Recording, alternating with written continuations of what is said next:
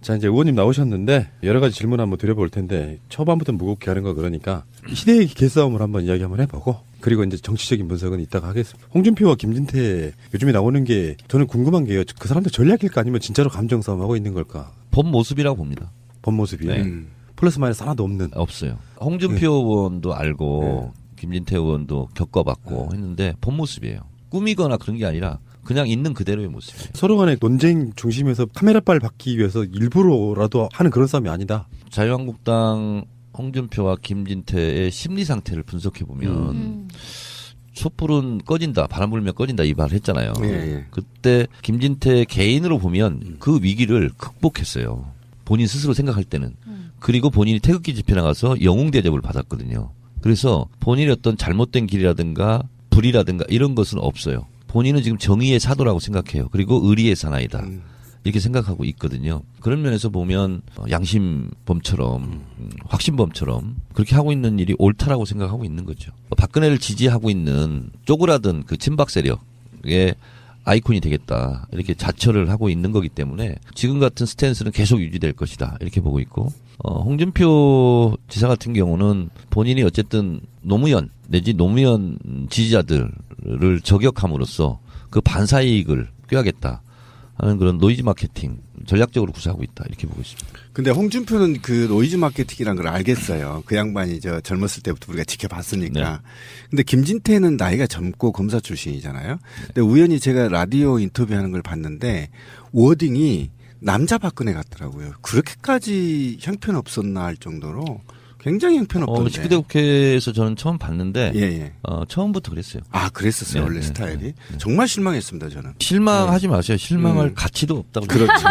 그 사람은 제가 봤을 때 왜 그런 얘기 나왔었잖아요. 낙곰수를 즐겼던 인물이었다고. 그러니까 정치적 성향도 별로 없었는데 자기 영혼을 갖다가 자기가 뭔가 되는 쪽에만 갖다 붙이다 보니까 궤변이 나오는 거거든요. 제가 봤을 땐 그래요. 최근에 김진태를 보면은 영혼 없는 정치인의 어떤 극을 보는 것 같은 그런 느낌이잖아요. 모든 것들을 다 자기 유리한 대로 갖다 해석해버리는 스타일. 그러니까 이제 이런 거죠. 나를 지지하고 나에게 박수치는 사람들을 위해서 충성을 다하겠다. 뭐 이런 거죠. 그건 정치가 아닌 거잖아요. 왜요? 그것도 정치죠. 아니 정치는 자기 지지자들을 위해서만 정치하는 게 아니잖아요. 그러니까 독일에서도 예. 나치당 부활을 꿈꾸고 있는 사람들도 있잖아요. 그렇죠. 예, 극소수지만 자유한국당은 이제 임명진 비대위원장도 사퇴한다는 거 아닙니까? 그렇죠. 사실은 당 이름은 유지하고 있지만 실제로 뭐 당도 아니죠 지금. 그런 식의 토론을 만약에 더불어민주당에서 했다면 어떤 모습이었을까요? 너 강원도지사 하려고 나왔잖아. 홍준표 씨 당신은 유죄 받으면 자유한국당 큰일 납니다. 이런 식의 토론을 하고 있어 지금. 결국 김진태 홍준표의 이 싸움이 소멸해 가는 과정이라고 봐야 되는 거죠. 자유한국당이. 그러니까 뭐냐면 사람이 두 가지 예를 들겠는데요. 추상어와 관념어를 사용하는 사람들의 특징은 그 사안에 대해서 꿰뚫지 못하고 있고 잘 알지 못하기 때문에 중언, 무언, 관념어, 추상어를 사용하는 거거든요. 마치 수학 문제를 풀 줄 모르는 선생님이 아이들에게 그 문제를 푸는 방법을 가르쳐 주는 것과 똑같은 거죠. 그러니까 본인이 몰랐을 때 또는 자기가 이것은 불이한 거예요. 근데 이것은 불이한 거지만 가식적으로 옳다라고 스스로 억지로 믿으면서 자꾸 설명하려고 할 때 이럴 때 관념어, 추상어 이런 것들이 사용되거든요. 그리고 단문이 없고 만연체, 장문으로 이렇게 포유문처럼 막 이렇게 얘기하는 거거든요. 저는 그것은 안지사의 대연정 설명이 저는 그런 경우다 이렇게 보고 있고요.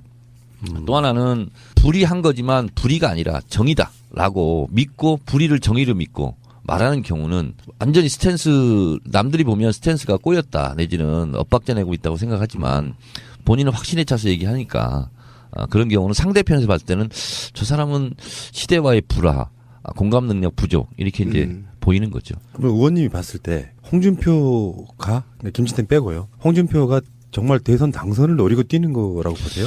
홍준표 씨를 한마디로 말한다면 정치 기술자죠. 그러니까 그런 것은 굉장히 능해요. 그리고 저는 사실 토론을 제일 해보고 싶은 사람이 홍준표예요. 왜요? 왜냐하면 그쪽 진영에서는요 가장 시원하게 그리고 가장 구조와 본질을 파악을 해서 촌철살인을 날리는 사람이고 카피도 잘 뽑아요. 네, 맞아요. 맞아요. 네, 그래서 저는 개인적으로는 홍준표가 토론의 대상자로서는 매력이 있다. 이렇게. 대선 토론에서 홍준표하고 문재인 또는 안철수 이렇게 앉아서 토론을 할 때 네. 그러니까 제가 아까 좀 전에 질문 드렸던 게 바로 그런 건데 정말로 대선 당선을 바라고 나오는 겁니까 아니면 그렇지 않습니다. 네. 그건 이제 차기를 노리고 나오는 것일 거고 그래서 이제 말 나온 김에 말씀드리면 이제 홍준표가 자유한국당 후보가 되지 않습니까? 그러면 이제 대선 토론이 붙잖아요. 문재인 대표 같은 경우는 절대로 있잖아요. 그냥 동문서답하는 게 제일 좋습니다. 오히려 왜요? 네. 거기서 말려 들어가는 거예요. 말리지. 왜냐하면 홍준표가 던지는 것은 상당히 대중적으로는 공감을 얻기 부족하지만 그 현장에서 싸움꾼으로서는 홍준표를 이길 사람이 없습니다. 네, 제가 보기에는. 그래서 대변이라고 할지라도 그렇습니다. 그러니까 홍준표가 끌어들이는 링에 올라가는 순간 그냥 거의 뭐 개싸움이 되는 거예요. 그러니까 페이스에 말리지 말아야 된다. 그렇습니다. 그래서 네. 그냥 네. 차라리 우문현답하는 식으로 동문선답하는 식으로 문재인 대표, 문재인 후보 아니 지금 친문 패권주의 말이야. 이거는 사람이 할 짓이 못 되잖아요. 막 이렇게 예를 들면 공격할 수 있잖아요. 그럼 어떻게 대답을 해야 돼요? 저는 국민과 함께 하겠습니다. 그렇지. 예를 들면 이런 식으로. 막연하게. 그러니까 아예 그냥 무시를 하고 그게 저는 가장 좋은 전술이다 이렇게 그러면 끝까지 레이스 할 거라고 봅니까? 이 두 사람 중에 당선자가? 하죠. 한다고요? 예. 그러니까 미리 말씀드리면 비문 단일화는 없습니다. 하지 못합니다. 그 이유는 뭐냐면 비문 단일화를 한다는 것은 문재인을 꺾을 가능성이 있을 때 하는 거 아닙니까? 그렇죠. 그래서 3당 후보가 합쳐도 문재인 후보를 이기기가 어려운 지금 형국이잖아요. 그러면 단일화 하기도 어렵지만 단일화해서도 승리에 대한 가능성이 없어지는 거잖아요. 그러니까 홍준표가 결국에는 사자 아니면 오자로 대선이 끝까지 갈 가능성이 높은데 네. 오자. 제가 예를 들면 홍준표 같은 스타일이 나오면 토론회에서도 심상정 대표의 전략은 문재인을 방어하는 쪽으로 가겠다는 게 그런 걸 한번 들은 적이 있거든요. 근데 그 토론 현장에서 만약에 홍준표가 공격하는데 심상정 대표가 거들면 정의당 지지율은 상당히 빠질 겁니다. 토론에서는 가장 난적을 만난 걸 수도 있어요. 안지사나 이재명 시장 쪽에 제가 아는 친구들도 많기 때문에 사석에서 만나서 그런 조언을 한 적이 있어요. 문재인의 대체제가 되려고 하지 마라. 보완제 내지는 대안제가 되려고 해라. 대체제가 되려고 하는 순간 공격할 수밖에 없거든요. 네거티브를 할 수밖에 없고. 그러면 2등 전략을 잘못 세우는 거다. 승리 전략도 있지만 패배 전략도 있잖아요. 그래서 패배할 때 잘 패배해야 그 다음에 또 이기는 거거든. 그렇죠. 그래서 넘어질 때 잘 넘어져야 돼요. 그래야 덜 다칩니다. 낙법이죠. 그렇습니다. 그래서 근데 지금 그것이 안 되고 있는 것 같아서 안타까워요. 사실은 4월 3일 끝나면 아무것도 남는 게 없어져요. 문재인을 빼고는. 자산이 없어지는 거거든요. 저는 그래서 그렇게 조언을 좀 했는데 어느 순간까지는 그게 먹혔어요. 예를 들면 룰 문제 가지고 좀 티격태격 싸우고 있었잖아요. 그때 그쵸. 제가 조언을 했었어요. 빨리 승복해라. 빨리 당의 결정에 존중한다고 해라. 그리고 바로 그건 제 조언을 좀 받아들였었는데 그 이후로도 제가 계속 이렇게 만나기도 하고 전화로 연락도 해서 이번 토론 이런 것이 좀 실패였다. TV 토론은 절대로 컨텐츠나 정책 가지고 승부가 나지 않는다. 이미지와 카피다. 다시 말해서 태도 점수거든요. 근데 태도가 불량한 상태에서 아무리 좋은 얘기를 해도 그것은 지지율을 끌어올리는데 도움이 못 돼요. 그 의원님이 했던 말 중요한 말은 제가 요즘에 너무나 많이 하는 말 있죠.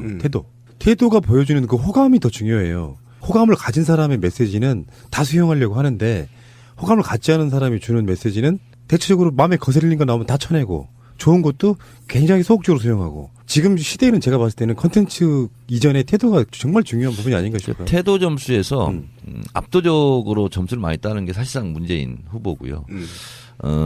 안희정 지사 같은 경우는 사실은 태도 점수가 좋았었습니다.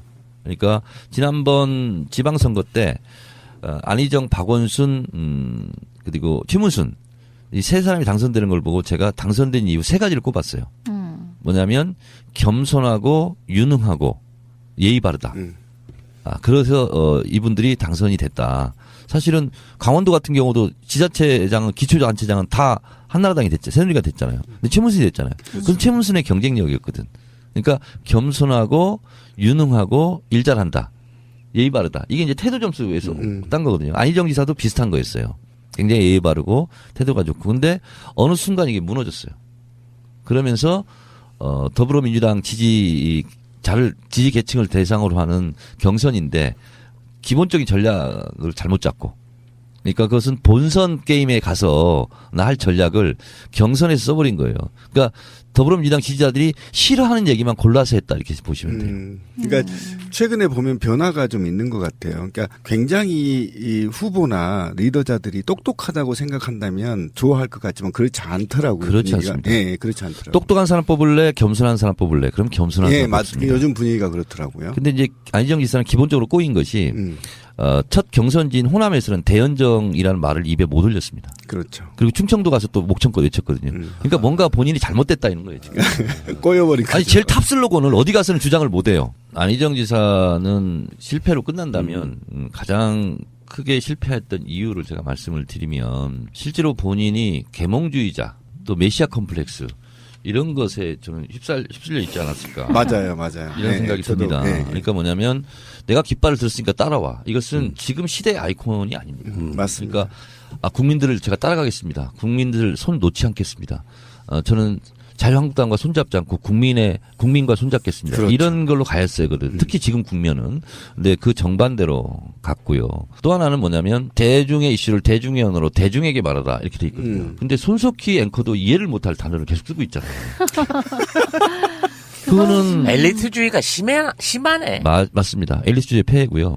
그리고 또 하나는 저를 비롯한 우리 정치하는 사람들이 모두 다 저는 귀감으로 삼아야 될 사람 한 사람을 저는 추천합니다. 그게 산악 영웅 박영석 대장입니다. 예. 박영석 대장한테 묻습니다.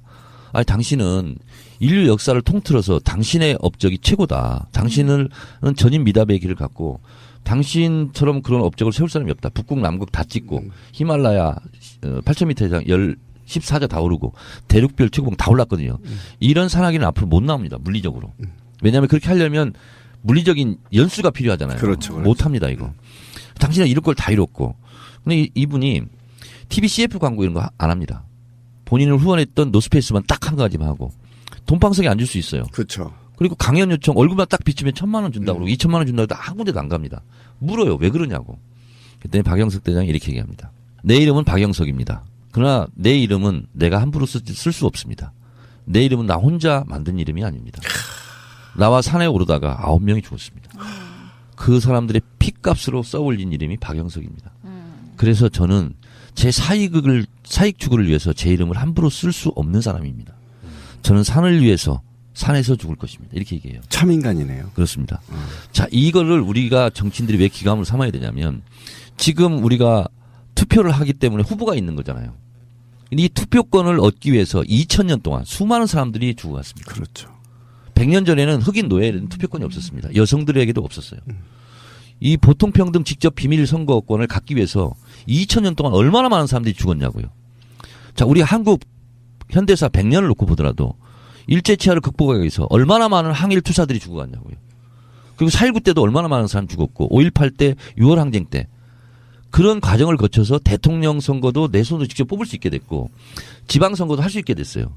내가 도지사기 때문에 똑똑해서 내 개인기로 된 게 아니에요. 도지사를 국민들이 뽑을 수 있는 도민들이 뽑을 수 있는 선거 제도를 마련하기까지 수많은 민주열사들이 있었던 거예요.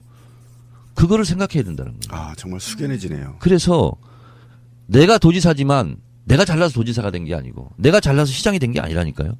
수많은 사람들의 그러한 피눈물 나는 과정이 있어서 거기에 내가 대표 일꾼이 된 거지 대표 지도자가 된 게 아니거든. 근데 마치 내가 지도자인 것처럼 위에서 명령하고 당신들은 따라와야 될 대상인 것처럼 국민을 대상화시키고 본인이 깃발 들면 다 따라와야 되는 것처럼 이렇게 계몽하는 것은 앞으로 이런 정치인들은 국민들에 의해서 굉장히 퇴출될 거고 더더욱 그런 것이 지금은 우리가 쌍방향 정보 공유를 하는 시대이지 않습니까? 예전에는 쿠데타를 하면 제일 먼저 방송국을 탱크로 가서 밀었어요. 그래서 방송국을 장악하면 모든 정보를 내리먹임식으로 했어요. 근데 지금은 통하지 않아요. 이번 청문회 동안에도 국민들의 갖다 준 자료 가지고 청문회했잖아요. 그렇죠. 국회의원보다 이제 국민이 더 똑똑한 시대가 됐고 국회의원보다 국민들이 더 많은 정보를 갖고 있어요. 왜? 숫자가 많으니까. 그렇잖아요. 그래서 지금 같은 시대에는 SNS 시대는 더더욱 안 되는 것이고 지금 팟캐스트가 종편을 이기고 있지 않습니까? 이런 시대에 종편 바라보고 종편에 잘 보이려고 얼굴에 화장하고 분장하고 나서면 결국은 성공하지 못한다. 재미있는 질문 하나요. 이거 굉장히 중요합니다. 이게 정치 평론은 누구나 할 수 있지. 만약에 이 대선 국면에서 대세는 문재인에게 정청래가 도전장을 던졌다면 어떤 전략으로 이기려고 노력했을 것 같으세요? 저는요. 재밌는 질문입니다. 저는 문재인의 페이스메이커입니다. 솔직하게 얘기를 하는 거예요. 진짜? 딱 그렇게 가는 게 전략이에요. 왜? 문재인이 이길 재간이 없어요. 그렇죠. 그거는 무리수를 쓰게 되고 험한 말을 해야 되고 사나운 표정을 지어야 돼요. 저는 문재인 후보의 페이스메이커가 되겠습니다. 끝까지 건조한다. 뭐 이런. 저는 완주하겠습니다. 이런 자세로 안희정이나 이재명이 갔으면 상당히 지금보다는 더 좋았을 겁니다. 근데 최성 시장의 전략이 사실 거기에 좀 가까웠다고 보는데도 불구하고 자기는 아니다라고 해서. 아니 이제 최성 시장은 너무 지지율이 안 나오니까 무슨 뭘 해도 그냥 좀 웃긴 거죠. 그러니까 그 급은 아니다. 네. 정청래가 나갔으면 그거보다는 훨씬 더. 아니 그러니까 저라면 그렇게 했을 거라고. 근데 정말 방금 한 얘기 때문에 제가 이제 감동을 받았는데 우리 방송에서 제가 계속 그런 얘기를 했었어요. 이제 대중은 영웅을 기다리지 않는다. 네. 대중이 영웅이 되고 싶다. 그렇습니다. 그래서 대중이 내가 그 사람을 찍어서 내 꿈을 실현하려고 하는 것이지 그 사람이 내 꿈을 실현해 주길 안 바라거든요. 그래서 강연을 갈 때 제가 예. 마지막에 투표하라고 하면서 이야기를 하는 게 있습니다. 항상 강의 끝에 여러분 문재인 좋자고 문재인 행복하라고 여러분 투표하는 거 아닙니다. 문재인 도와준다고 생각하십니까? 아닙니다. 내가 나를 돕는 겁니다. 그렇죠. 그건 맞는 말이에요. 문재인을 뽑아야 내가 행복할 수 있다면 나를 위해서 투표하는 거죠. 그렇게 얘기를 하거든요. 그래서 누구를 도와준다 이런 생각을 가지면 안 되고 그렇죠. 내 이제 가는 스스로 거죠. 나를 돕는다. 그리고 내 운명을 좀 더 나은 위치에 가 있도록 나의 행복을 위해서 내가 투표도 하는 거다. 그렇게 생각하셔야지 자발적으로 참여할 수 있는 힘이 더 생기는 그렇죠. 거고. 왜 지금 남을 돕는다고 생각하십니까? 생각해요. 그리고 의리의 사나이다. 이렇게 생각하고 있거든요. 그런 면에서 보면 양심범처럼 확신범처럼 그렇게 하고 있는 일이 옳다라고 생각하고 있는 거죠. 박근혜를 지지하고 있는 쪼그라든 그 친박 세력의 아이콘이 되겠다 이렇게 자처를 하고 있는 거기 때문에 지금 같은 스탠스는 계속 유지될 것이다 이렇게 보고 있고 홍준표 지사 같은 경우는 본인이 어쨌든 노무현 내지 노무현 지지자들을 저격함으로써 그 반사이익을 꾀하겠다 하는 그런 노이즈 마케팅 전략적으로 구사하고 있다 이렇게 보고 있습니다. 근데 홍준표는 그 노이즈 마케팅이란 걸 알겠어요. 그 양반이 젊었을 때부터 우리가 지켜봤으니까. 네. 근데 김진태는 나이가 젊고 검사 출신이잖아요. 근데 우연히 제가 라디오 인터뷰하는 걸 봤는데 워딩이 남자 박근혜 같더라고요. 그렇게까지 형편없었나 할 정도로 굉장히 형편없던데. 19대 국회에서 저는 처음 봤는데 예. 처음부터 그랬어요. 아, 포유문처럼 막 이렇게 얘기하는 거거든요. 저는 그것은 안 지사의 대연정 설명이 저는 그런 경우다 이렇게 보고 있고요. 또 하나는 불의한 거지만 불의가 아니라 정의다라고 믿고 불의를 정의로 믿고 말하는 경우는 완전히 남들이 보면 스탠스가 꼬였다 내지는 엇박자 내고 있다고 생각하지만 본인은 확신에 차서 얘기하니까 그런 경우는 상대편에서 봤을 때는 저 사람은 시대와의 불화, 공감 능력 부족 이렇게 이제 보이는 거죠. 그럼 의원님이 봤을 때 홍준표가 김진태 빼고요. 홍준표가 정말 대선 당선을 노리고 뛰는 거라고 보세요? 홍준표 씨를 한마디로 말한다면 정치 기술자죠. 그러니까 그런 것은 굉장히 능해요. 그리고 저는 사실 토론을 제일 해보고 싶은 사람이 홍준표예요. 왜요? 왜냐하면 그쪽 진영에서는요 가장 시원하게 그리고 가장 구조와 본질을 파악을 해서 촌철살인을 날리는 사람이고 어떤 모습이었을까요? 너 강원도지사 하려고 나왔잖아. 홍준표 씨 당신은 유죄 받으면 자유한국당 큰일 납니다. 이런 식의 토론을 하고 있어 지금. 결국 김진태 홍준표의 이 싸움이 소멸해 가는 과정이라고 봐야 되는 거죠. 자유한국당이. 그러니까 뭐냐면 사람이 두 가지 예를 들겠는데요. 추상어와 관념어를 사용하는 사람들의 특징은 그 사안에 대해서 꿰뚫지 못하고 있고 잘 알지 못하기 때문에 중원, 무원, 관념어, 추상어를 사용하는 거거든요. 마치 수학 문제를 풀 줄 모르는 선생님이 아이들에게 그 문제를 푸는 방법을 가르쳐 주는 것과 똑같은 거죠. 그러니까 본인이 몰랐을 때 또는 자기가 이것은 불의한 거예요. 근데 이것은 불의한 거지만 가식적으로 옳다라고 스스로 억지로 믿으면서 자꾸 설명하려고 할 때 이럴 때 관념어, 추상어 이런 것들이 사용되거든요. 그리고 단문이 없고 만연체, 장문으로 이렇게 그랬었어요. 원래 스타일이. 정말 실망했습니다. 저는. 실망하지 마세요. 실망할 가치도 없다고. 그렇죠. 그 사람은 제가 봤을 때 왜 그런 얘기 나왔었잖아요. 낙곰수를 즐겼던 인물이었다고. 그러니까 정치적 성향도 별로 없었는데 자기 영혼을 갖다가 자기가 뭔가 되는 쪽에 막 갖다 붙이다 보니까 궤변이 나오는 거거든요. 제가 봤을 땐 그래요. 최근에 김진태를 보면은 영혼 없는 정치인의 어떤 극을 보는 것 같은 그런 느낌이잖아요. 모든 것들을 다 자기 유리한 대로 갖다 해석해버리는 스타일. 그러니까 이제 이런 거죠. 나를 지지하고 나에게 박수치는 사람들을 위해서 충성을 다하겠다. 뭐 이런 거죠. 그건 정치가 아닌 거잖아요. 왜요? 그것도 정치죠. 아니 정치는 자기 지지자들을 위해서만 정치하는 게 아니잖아요. 그러니까 독일에서도 예. 나치당 부활을 꿈꾸고 있는 사람들도 있잖아요. 그렇죠. 예, 극소수지만. 그렇게 자유한국당은 이제 임명진 비대위원장도 사퇴한다는 거 아닙니까? 그렇죠. 사실은 당 이름은 유지하고 있지만 실제로 뭐 당도 아니죠 지금. 그런 식의 토론을 만약에 더불어민주당에서 했다면 자, 이제 의원님 나오셨는데 여러 가지 질문 한번 드려볼 텐데 초반부터 무겁게 하는 거 그러니까 시대의 개싸움을 한번 이야기 한번 해보고 그리고 이제 정치적인 분석은 이따가 하겠습니다. 홍준표와 김진태 요즘에 나오는 게 저는 궁금한 게요. 그 사람들 전략일까 아니면 진짜로 감정 싸움하고 있는 걸까? 본 모습이라고 봅니다. 본 모습이요. 네.